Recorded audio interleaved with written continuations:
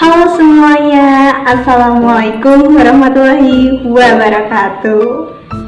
Perkenalkan, nama saya Cynthia Rosida Fitriani dan teman saya Dina Priyatiningrum dari program studi Pendidikan Bahasa dan Sastra Indonesia Universitas Tidar.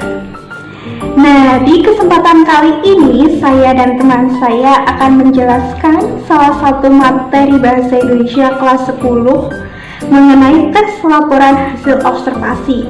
Di kesempatan kali ini saya akan menjelaskan mengenai dua materi, yaitu pengertian teks laporan hasil observasi dan yang kedua yaitu unsur kebahasaan yang terdapat di dalamnya. Pertama, pengertian observasi. Menurut Kamus Besar Bahasa Indonesia, observasi adalah peninjauan secara cermat. Kemudian ada juga pengertian lainnya, yaitu kegiatan pengamatan terhadap keadaan objek atau peristiwa yang akan diteliti.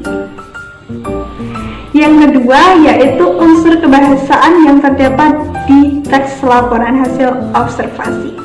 Ada tiga, yang pertama itu rujukan kata, yang kedua kata baku, dan yang ketiga adalah konjungsi. Baik, yang pertama rujukan kata. Contohnya, ekosistem di Indonesia masih terjaga, salah satunya kawasan Gunung Kidul. Di daerah itu, air sungai di bawah tanah melimpah. Kata di daerah itu merujuk pada kawasan Gunung Kidul, seperti itu. Yang kedua, kata baku. Contohnya, jika dipelihara dengan baik, lingkungan hidup dapat menciptakan masyarakat yang sehat, aman, serta tentram lahir dan batin. Penggunaan kata tentram pada kalimat tersebut itu salah atau tidak baku, seharusnya itu tenteram. Yang ketiga, konjungsi. Lingkungan hidup ini mencakup benda mati dan benda hidup. Penggunaan kata dan dalam kalimat tersebut memiliki makna penambahan.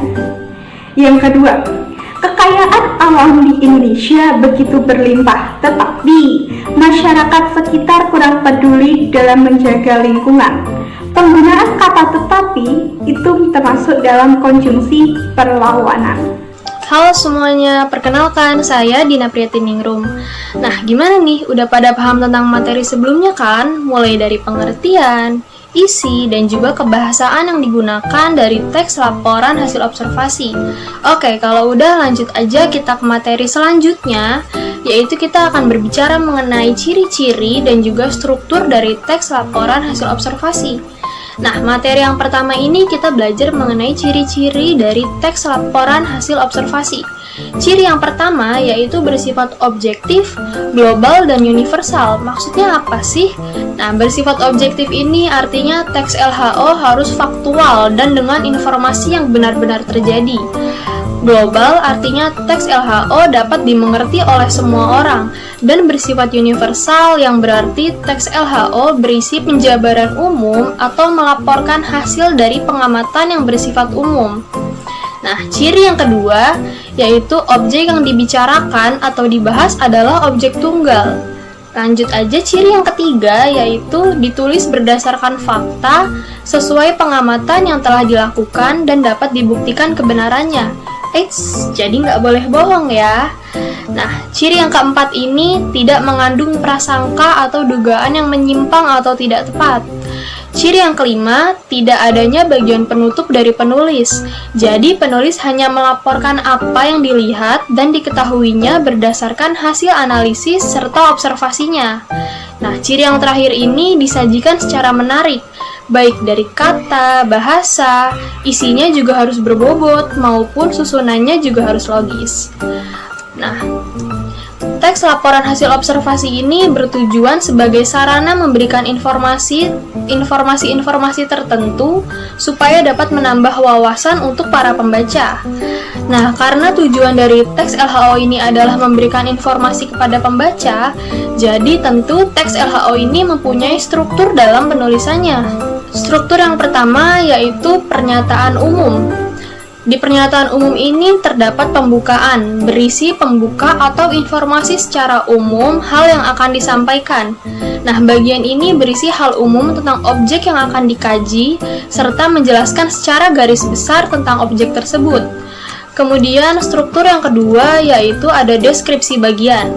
Di deskripsi bagian ini terdapat isi, perincian, pembahasan, dan penjelasan secara lebih detail.